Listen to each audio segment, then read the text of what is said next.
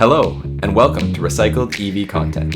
We demystify the complex world of battery recycling, breaking down the technical so you don't have to. I'm Scott, and I'm so glad you're here.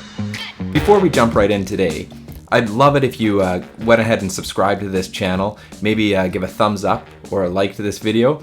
And if you find these videos helpful, please share them on with your friends. I know it's a pretty complicated world when we're talking about battery recycling, but it can be understood, and that's what my goal here is, really to try to break it down for everybody so we can all learn exactly what we're dealing with when we're talking about lithium-ion batteries and how they can be recycled.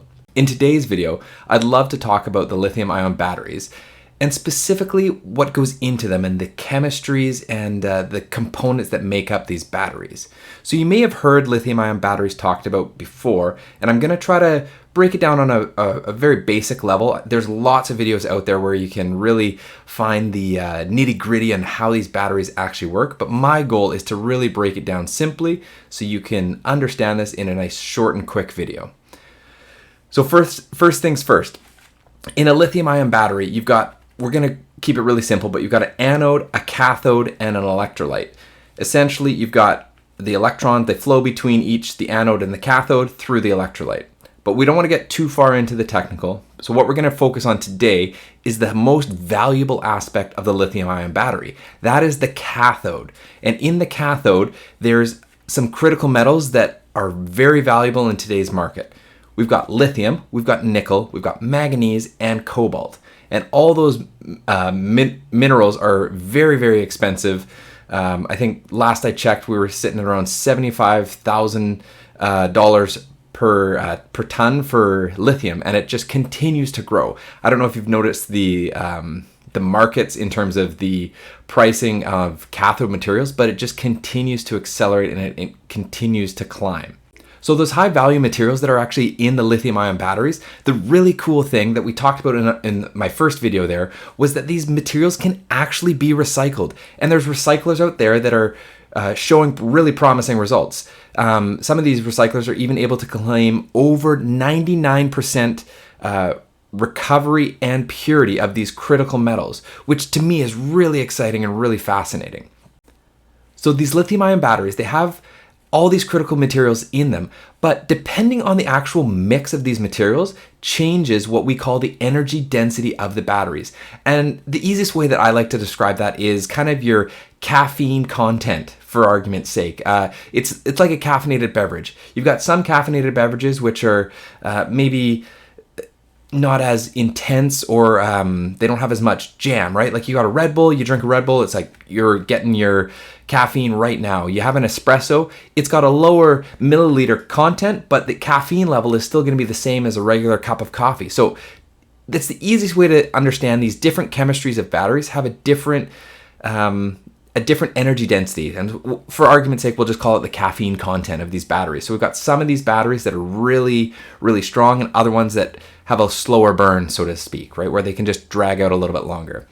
So as we jump into these battery chemistries, some of these chemistries that we talk about in the lithium-ion battery space is NCA, and that's nickel, cobalt, aluminum. And these batteries are some of the first batteries that Tesla was actually using in their vehicles. They're a very high-powered battery. They take up a lot of cobalt, unfortunately, which is a very expensive material, and it's not ethically mined as well, which has a lot of consequences in terms of ensuring a true sustainable supply chain. And so NCA batteries, although they were some of the first high-power batteries, they've kind of fallen out of vogue. Now the next battery material we have is the NMC. Now this is the industry standard, but the really unique thing with the NMC battery is that's the nickel manganese cobalt battery. Sometimes you may see it as NCM, which is just a different way of calling that battery the same materials, but they're just in a different configuration. So within those batteries, they can actually change the nickel content, the manganese content, and the cobalt content, and that's where you will see these batteries labeled as a NMC 111 or a NMC 532 or a 622, and most recently a lot of the NMC batteries we're seeing are an 811, and that refers to the lithium and nickel as the first digit, typically the 8 or the 6 or the 5. Then the manganese is typically the second digit, which is the 3 in the 532 or the 1 in the 811. And then the cobalt as well as that last digit.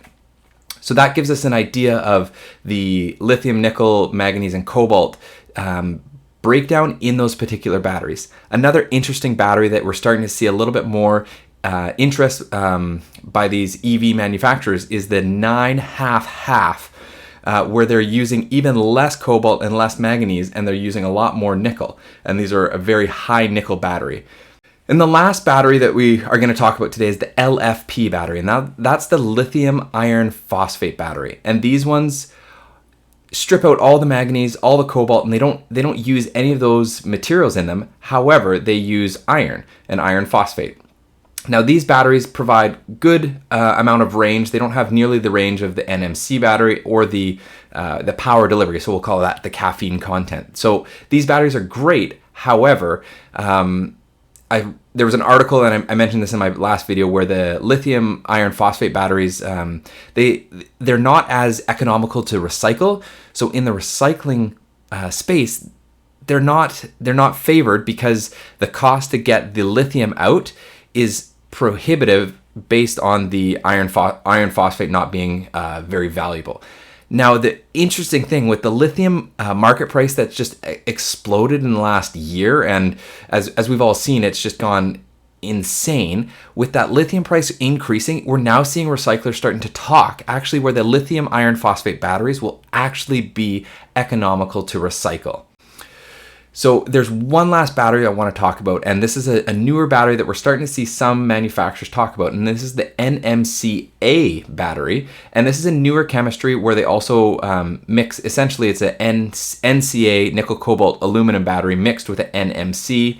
And I won't get into all the technicals of them, but again, we're starting to see just other elements which add the stability factor to these batteries so they can run for a longer duration. They don't have as much thermal runaway, and they're tweaking out all the performance.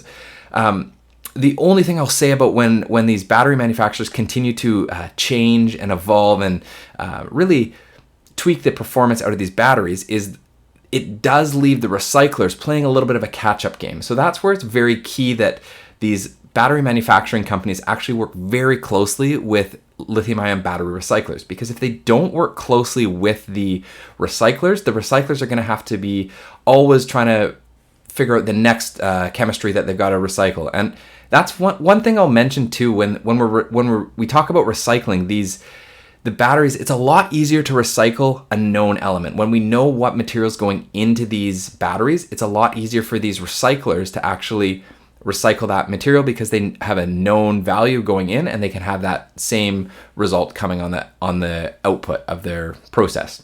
So in summary, as we've talked about these lithium-ion batteries, I don't want to go too deep down a rabbit hole in explaining intricacies of each of these batteries, but I did want to give a good overview just so you, the viewer, understand what these batteries are, kind of a brief overview of them, and what we're looking at in terms of the lithium-ion battery recycling space.